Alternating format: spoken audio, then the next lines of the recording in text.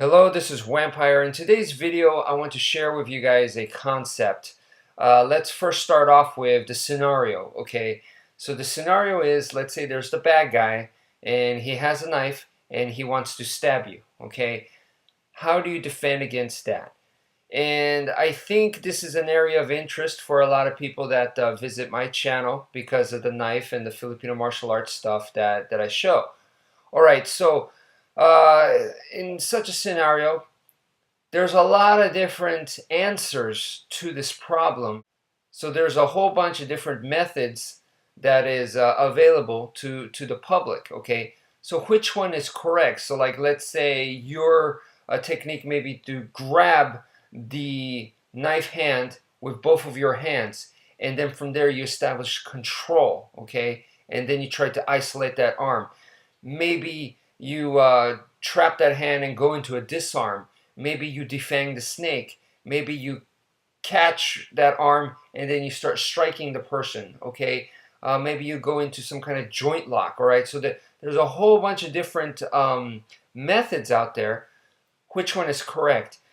I don't believe in trying to say one method is better than the other, one technique is better than the other. I don't believe in that at all. I kind of feel like they're just tools, and you know, if you have a toolbox, you're going to use whatever tool it takes. All right, so whatever tool can be valid for you, whatever works, whatever you got, you're going to make the best out of it. That to me is what's important.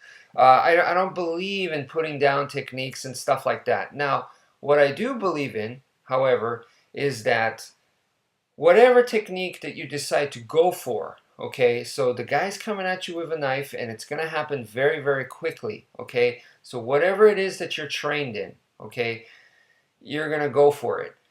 Now, if you don't have a method to test out when is the right time to go for it, okay?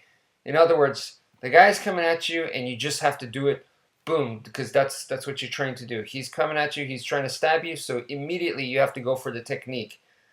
Are you going to pull it off? Well, I think there's always a risk that it may work or it may not work for a multitude of reasons. It may have nothing to do with the technique is no good. A lot of people like to think about that. The technique wasn't good. You learned from a poor style, and that was a crappy technique, and that's why it failed. You should have trained in this other style. A lot of people think that. I don't think that that is the answer, okay? To me, the answer, it had to do with more so the timing, okay? So if you had practiced this technique pretty diligently, the next thing is timing. It may be the wrong time, or the person could have been a lot faster. There's, once again, a multitude of reasons, okay? If you take a look at boxing, kickboxing, MMA, or just about any kind of combat sport, what happens? They learn techniques just like they do in traditional martial arts, okay? So in BJJ, you have like an arm bar, you have a sweep, you got techniques, okay? In MMA or in boxing, kickboxing, you know, the guy comes at you with a knife, and your answer may be to parry that and then counter and then KO the guy, all right?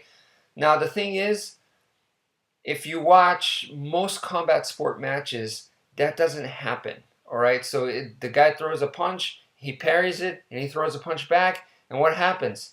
They usually kind of test out the waters, and that goes back and forth for a while. That's why they have rounds. The match usually doesn't end like in 2-3 seconds or immediately. It can go for a while. Why? Because they're testing out the waters. Why do they test out the waters? Why do they circle each other? Why are they doing feints? Why are they setting up their moves and stuff? What is all that? That is the stuff that is not normally taught in traditional martial arts. What is taught in traditional martial arts is usually the ending move, the finishing move, like the arm bar, like the sweep, you know, things like that. The feeling out process, which you see in combat sports, and a lot of people might think that that is ugly, or if you do too much of it, you start getting booed and stuff like that. But that is the important part. That is what allows fighters to know when is the right time, when they're getting a lot of input from doing that feeling out process, and they're trying to figure out how they can set up the person, how they can make the technique work.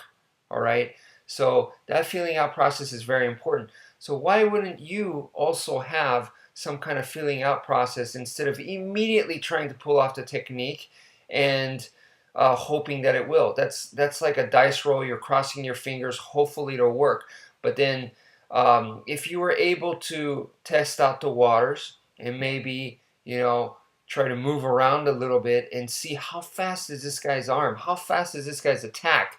So from there, you're able to gauge the distance, you're able to gauge the speed and go, wait a minute, this guy's pretty freaking fast. I don't think I'm going to be able to catch that arm. So then I think I have a better chance if I just try to block it. Or I have a better chance if I just use my suitcase right here and just try to kind of like bash his hand away. I'm going to have a better chance that way. You're able to get some input in instead of immediately trying to pull off the technique that you learned. So the moral of the tale is, I believe that it's important for you guys to practice this kind of method to where you can feel out the waters. So in order to feel out the waters, the basic idea is, if a person has a knife and they're trying to attack you, or even if they don't have a knife and they're just trying to attack you, to assault you and stuff, chances are what they're trying to do is they're going to stalk you and they're going to try to corner you. The first thing in their mind is to not let you escape. So a lot of people often try to be smart Alex, and they say, just run. A guy pulls out a knife on me, I would just run. Well, that's the first thing that they're countering. The first thing is they're expecting you to run, and they're trying to take that away from you. So once they're able to be successful with that, then you're not going to be able to run, and you're going to be reduced to evasion tactics, okay? And this kind of evasion tactics now becomes a lot closer to the feeling out process, the circling that you see in kickboxing, boxing, or even in grappling matches like BJJ tournaments, submission wrestling tournaments. You're going to see a lot of feeling out process occur. That is what's very important. And in a sport environment, if you did that kind of thing, like all you were doing was just feeling out and testing the waters and you didn't commit to anything, you're going to get disqualified, you're going to get warned, you're probably not going to get invited back again, you're probably going to lose the decision for sure. There's a lot of penalties for it. However, on a street, if that's all you did, you've survived that long. If that went on for 20 minutes, then you survived for 20 minutes. That's a good thing. So, like I said, the moral of the tale here is to practice some shadow boxing where you're actually not just throwing attacks, but you're actually moving, evading, and circling and working on your footwork. So I do encourage that. Thank you for watching, and take care, folks.